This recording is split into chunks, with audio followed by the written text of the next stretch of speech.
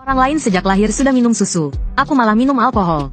Bukan berarti aku tidak suka minum susu, tapi dengan minum alkohol, aku bisa menjadi lebih kuat. Namun, ketika aku dewasa, sekteku melarang minuman keras. Ini menyebabkan sistem minum alkohol jadi kuat mati selama 10 tahun. Karena itu, dari murid terpilih langsung kepala sekte, aku menjadi sampah yang dianggap remeh oleh semua orang. Namun tadi malam, aku bermimpi selama 100 tahun. Dalam mimpi itu, aku melihat segalanya yang terjadi dalam 100 tahun ke depan.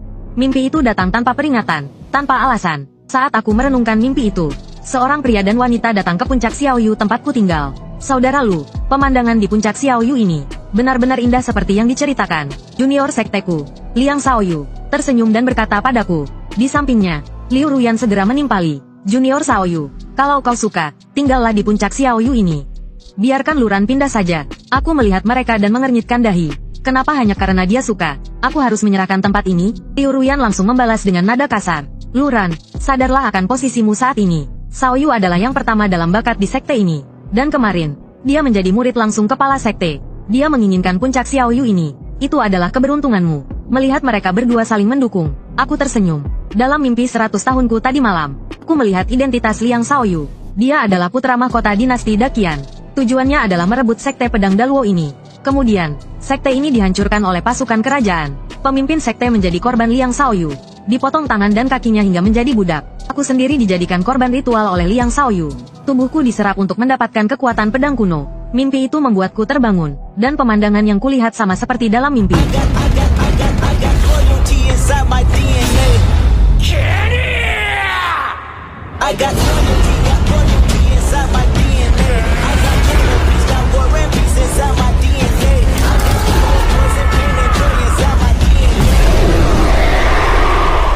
Luran, segera tinggalkan puncak Xiaoyu. Kalau tidak, jangan salahkan aku. Liu Ruyan menghunus pedangnya dan menatapku marah.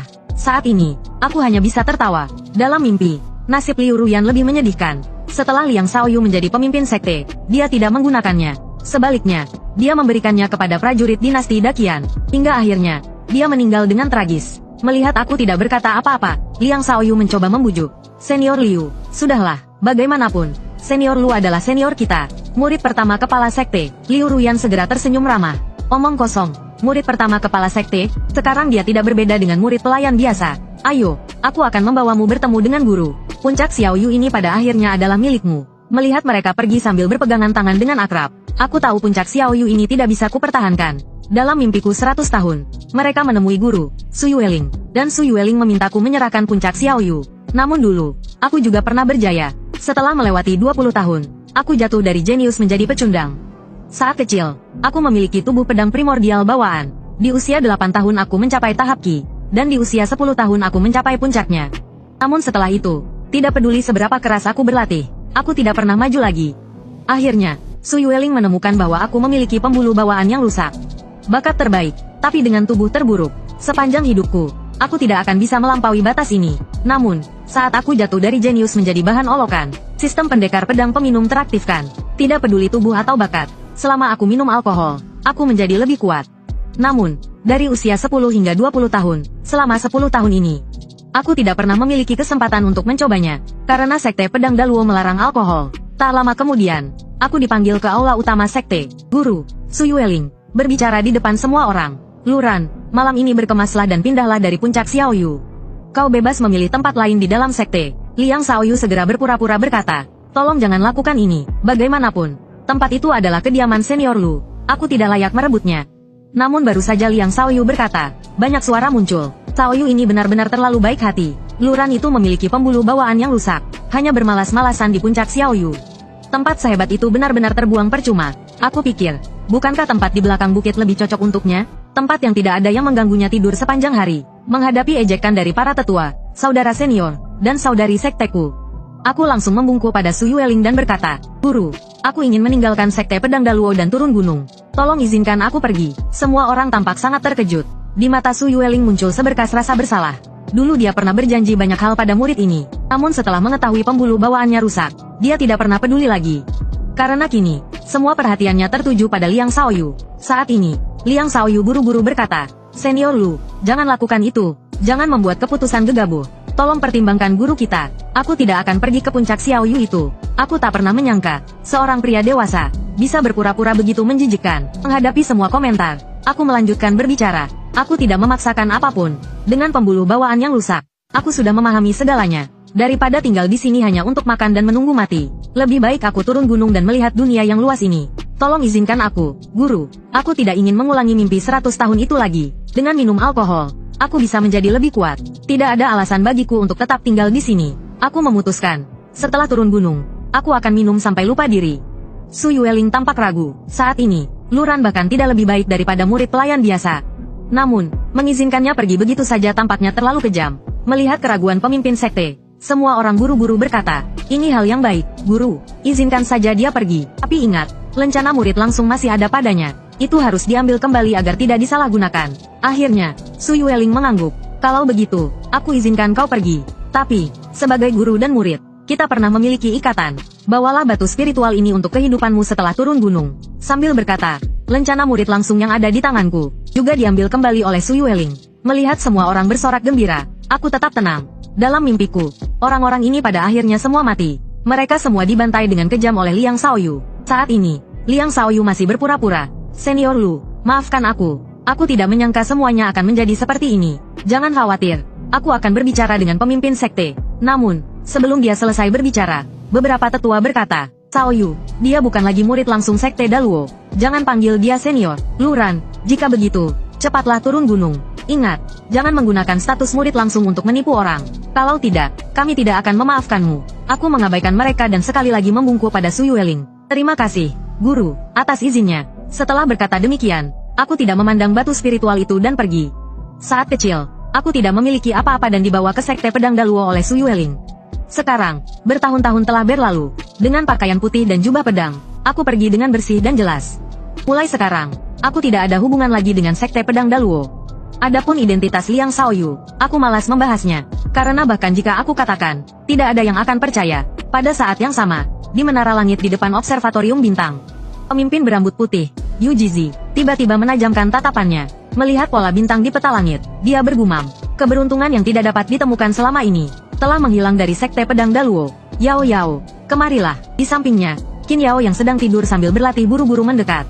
Guru, ada apa? Yu Jizi berkata dengan suara serius. Masih ingat dengan sekte pedang Daluo yang pernah kuceritakan? Tentu saja Qin Yao ingat. Guru telah membicarakan hal ini hampir 20 tahun. Sekte pedang Daluo itu hanyalah sekte kelas 2. Dia tidak mengerti apa yang perlu diselidiki. Yu Jizi dengan tegas berkata, keberuntungan telah menghilang dari sekte pedang Daluo. Segera pergi dan selidiki apa yang terjadi di sana. Jika ada petunjuk, apapun yang terjadi, rebut keberuntungan itu. Qin Yao bertanya dengan hati-hati. Guru, seberapa besar keberuntungannya? Dengan wajah penuh semangat, Yu Jizi hanya mengucapkan 4 kata. Menguasai seluruh negeri. Setelah Luran meninggalkan sekte pedang Daluo, pada hari yang sama, Liang Xiaoyu pindah ke puncak Xiaoyu. Liu Ruyan menggandeng lengan Liang Xiaoyu dan berkata, Xiaoyu, mulai sekarang, kau adalah harapan sekte pedang Daluo. Luran sudah seharusnya pergi. Dia hanya memiliki pembuluh bawaan yang rusak tapi masih menduduki tempat ini. Liang Xiaoyu berkata dengan tenang, ku ingin kau melakukan sesuatu. Cari beberapa murid yang dapat dipercaya untuk turun gunung dan bunuh Luran. Lalu bawa tubuhnya kembali. Awalnya Liu Ruyan sedikit terkejut. Namun, dalam sekejap, keterkejutannya hilang. Xiaoyu, tenang saja. Kakak senior pasti akan menyelesaikannya. Liu Ruyan akhirnya menyadari bahwa keramahan Liang Xiaoyu hanyalah sandiwara. Namun, dia tidak peduli. Sebaliknya, dia merasa hal ini akan memperlancar perkembangan ke depan. Melihat Liu Ruyan pergi dengan gaya anggun dan pinggul bergoyang, pengikut Liang Xiaoyu tidak tahan untuk berkata, Pangeran, gadis ini sungguh memikat. Mata Liang Xiaoyu menyipit sedikit dan berkata, sudah berapa kali aku bilang, jangan panggil aku pangeran. Pengikutnya segera berubah ekspresi dan mengganti topik. Senior, jika ingin membunuh Luran, mengapa melibatkan orang luar? Bukankah itu bisa menimbulkan masalah? Liang Xiaoyu hanya tertawa kecil. Ini sebagai bukti kesetiaan. Mulai sekarang, Liu Ruyan adalah milikku. Kalaupun ketahuan, itu semua perbuatan Liu Ruyan. Tidak ada hubungannya denganku. Setelah itu, Liang Xiaoyu menambahkan, kalau kau suka perempuan seperti itu, setelah aku menjadi pemimpin sekte, dia akan menjadi milikmu. Terserah apa yang ingin kau lakukan dengannya. Setelah mendengar ini, pengikutnya hampir saja meneteskan air liur. Setelah turun gunung hingga malam tiba, aku baru tiba di kota Qingxi, 30 li dari kaki gunung Daluo. Saat ini, sistem pendekar pedang peminum milikku sudah sangat tidak sabar. Aku tiba di sebuah kedai minuman. Langsung saja aku memesan belasan mangkuk berbagai jenis alkohol. Saat alkohol melewati tenggorokanku, aku tidak merasa tidak nyaman seperti yang dibayangkan. Sebaliknya, aku merasa sangat lancar dan nyaman. Pada saat yang sama, suara notifikasi sistem terdengar. Minum alkohol murahan, mendapatkan kekuatan 1 tahun. Aku memperhatikan bahwa dantianku memang menjadi jauh lebih kuat. Dulu, dengan pembuluh bawaan yang rusak, dantianku selalu kosong. Namun sekarang, ada energi spiritual di sana. Memikirkan hal ini, aku langsung menghabiskan semua belasan mangkuk alkohol. Setelah minum semuanya, aku benar-benar mabuk berat. Pelayan kedai yang melihat ini segera mendekat. Tuanku, bagaimana Anda akan membayar alkohol ini? Aku, pendekar pedang peminum, tidak pernah mabuk. Tambah lagi, tambahkan lebih banyak alkohol. Setelah berkata demikian, aku langsung tertidur di atas meja. Dia temanku. Aku yang akan membayar minumannya. Saat itu, seorang wanita berbaju merah berjalan mendekat. Setelah berkata demikian, dia melemparkan sebuah batu spiritual besar. Qin Yao memesan lebih banyak alkohol. Lebih dari 100 guci penuh. Dia memasukkannya ke dalam tas penyimpanan dan membawa Luran keluar dari kedai. Beberapa saat kemudian, di hutan dekat jalan setapak, Qin Yao menatap pria di depannya dan bergumam.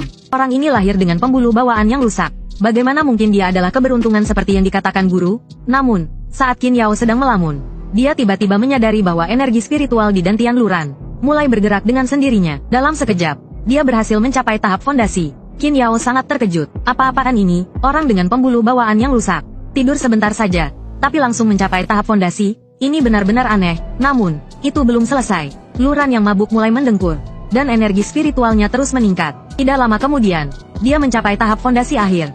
Qin Yao benar-benar kebingungan. Dia sendiri butuh berlatih keras sampai usia 16 tahun untuk mencapai tahap fondasi akhir. Tapi Luran yang memiliki pembuluh bawaan rusak hanya tidur sebentar, dan mencapai hasil dari latihan bertahun-tahunnya. Setelah 5 jam, aku perlahan terbangun. Begitu bangun, aku merasa sedikit sakit kepala. Ternyata efek samping alkohol murahan cukup besar. Di detik berikutnya, aku menyadari bahwa aku telah mencapai tahap fondasi. Hanya dengan 1 kali minum alkohol. Selamat kepada tuan rumah yang berhasil mabuk sekali. Mendapatkan hadiah mabuk, pedang es dingin. Aku sangat puas dengan hasil ini. Tidak hanya mencapai tahap fondasi akhir, tapi juga mendapatkan wawasan pedang. Benar-benar kabar gembira ganda. Astaga, kamu siapa? Tiba-tiba aku berseru kaget. Baru saat itu aku sadar bahwa aku tidak berada di kedai minuman, melainkan di tempat terpencil di alam liar. Dan malam-malam begini, di depanku ada seorang wanita berbaju merah. Qin Yao memutar bola matanya. Kamu bergumam begitu lama, tidak sadar aku duduk di depanmu? Menyadari bahwa wanita ini yang membawaku keluar dari kedai minuman, aku secara refleks memeriksa pakaianku. Awalnya Qin Yao bingung, namun tiba-tiba dia mengerti. Dia mengambil sebuah batu dari tanah dan melemparkannya padaku. Hei, kau takut aku melakukan hal yang tidak pantas padamu? Aku seharusnya tidak peduli padamu. Padahal aku sudah membawakanmu begitu banyak alkohol. Melihat tumpukan besar guci alkohol di depanku, mataku langsung berbinar. Terima kasih, terima kasih. Aku pasti akan membayar tagihannya. Setelah berkata begitu, aku langsung mengambil guci alkohol dan menenggaknya. Aku tidak peduli dengan efek samping alkohol murahan. Saat ini, yang penting adalah meningkatkan kekuatan. Qin Yao benar-benar kehabisan kata-kata. Dia belum pernah melihat seseorang yang begitu menyukai alkohol. Baru saja mabuk berat, langsung minum lagi. Sementara itu, aku sama sekali tidak khawatir Qin Yao akan mencelakaiku. Kalau memang dia berniat melakukannya, aku sudah mati ratusan kali. Saat aku terus minum alkohol murahan, kekuatan yang kudapatkan semakin sedikit. Akhirnya, hanya beberapa hari kekuatan yang kudapatkan. Aku menduga ini ada hubungannya dengan kualitas alkohol. Semakin buruk kualitas alkohol, semakin rendah efeknya. Namun, jika dipikir-pikir, ini masuk akal. Kedepannya, aku harus mencari alkohol berkualitas lebih baik. Luran, tahukah kamu kenapa aku membayarkan tagihan alkoholmu, membawamu keluar, dan bahkan membawakanmu alkohol? Qin Yao tertawa getir. Dia, seorang wanita dewasa, duduk di sebelahku. Tapi aku hanya sibuk menenggak alkohol. Aku melihat Qin Yao dan berkata dengan gugup. Cinta itu sulit diprediksi. Siapa yang tahu? Ini mungkin cinta pada pandangan pertama. Qin Yao awalnya ingin menjelaskan. Namun tiba-tiba dia melihat di hutan sebelah. Lebih dari 30 pria sedang mendekati kami. Ternyata para murid sekte memang turun gunung. Pada akhirnya, mereka ingin membunuhku. Dalam kebingungan, aku sudah berdiri di depan mereka. Lalu aku mengambil sebatang ranting pohon. Melihat orang-orang ini, aku merasa sangat familiar. Semua ini adalah murid sekte pedang Daluo. Kekuatan mereka semuanya berada di tahap fondasi akhir. Tiba-tiba, aku teringat pedang es dingin. Hal itu membuatku teringat pada sebuah puisi dari kampung halamanku. Para tamu mabuk bunga di aula besar. Satu pedang es menyelimuti 14 wilayah. Dulu, aku adalah seperti itu. Jika bukan karena mimpi 100 tahun itu, mungkin aku belum sepenuhnya menyadarinya. Bunuh Luran dulu, seseorang di antara mereka berseru. Adapun Qin Yao di sebelahku bukanlah target utama mereka. Tiba-tiba, aku tertawa terbahak-bahak. Para tamu mabuk bunga di aula besar. Satu pedang es menyelimuti 14 wilayah. Sambil berbicara, aku mengayunkan ranting di tanganku. Saat itu, aku seperti orang mabuk yang tidak bisa berdiri dengan stabil. Ketika para murid sekte hendak menyerang, mereka tiba-tiba menyadari sesuatu yang aneh.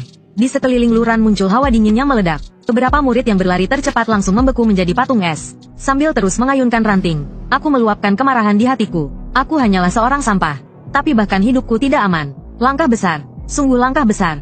Segera setelah itu, semua murid sekte dibekukan oleh pedang es dingin yang menusuk tulang. 30 murid hancur dalam sekejap. Untungnya, Qin Yao cukup kuat. Ketika pedang itu mendekat, dia segera melindungi dirinya dengan energi Qi.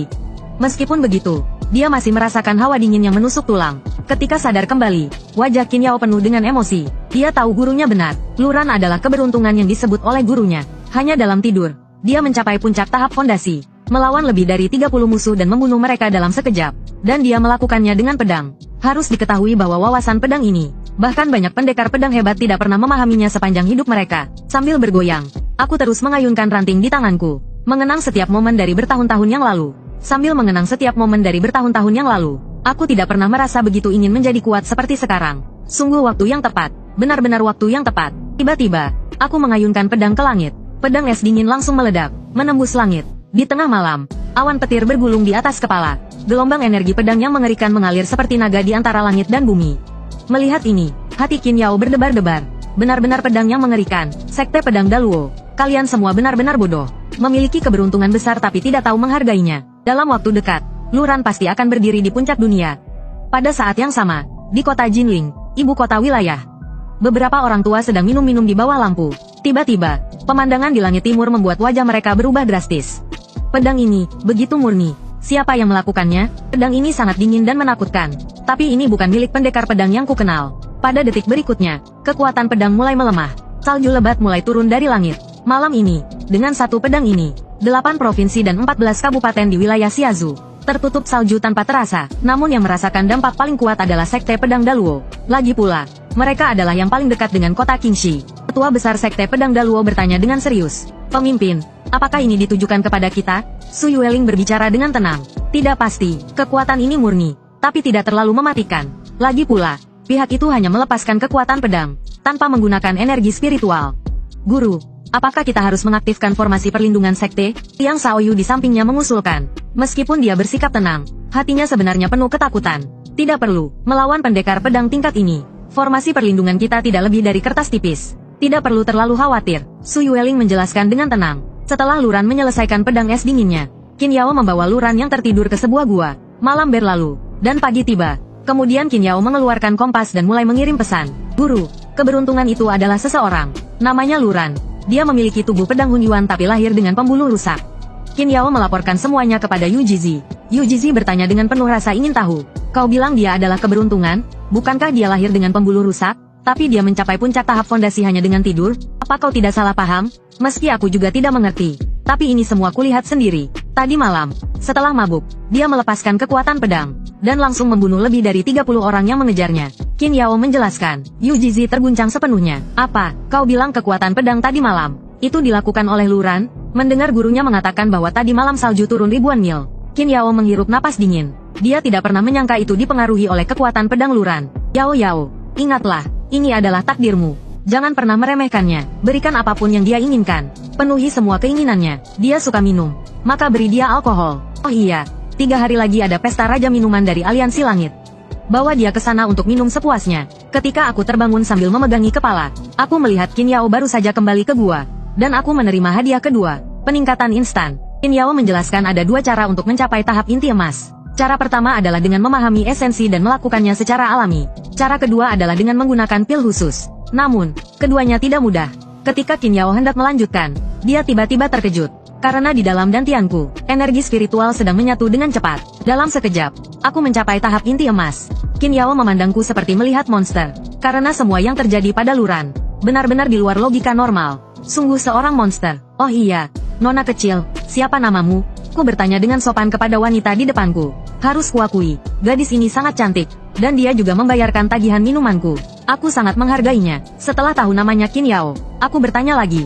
Namaku Luran, kenapa kau begitu baik padaku? Qin Yao dengan santai membuat alasan. Aku suka minum. Melihatmu juga pecinta minuman. Aku hanya ingin membantu. Aku sedang turun gunung untuk melatih diri. Kebetulan mencari teman. Mau minum lagi? Sambil berkata, Qin Yao mengeluarkan sebuah guci alkohol. Aku mengambilnya dan mulai menenggaknya. Ternyata lagi-lagi alkohol murahan. Aku hanya mendapatkan 2 jam kekuatan. Jika Qin Yao duduk lebih dekat, Dia pasti sudah kena semburanku. Minuman ini sangat buruk. Harusnya kita minum yang lebih baik. Kamu juga jangan terlalu sering minum alkohol seperti ini. Qin Yao memutar matanya dan langsung menimpali. 3 hari lagi ada pesta Raja Minuman dari Aliansi Langit. Banyak anggur terbaik yang sudah disimpan ratusan tahun.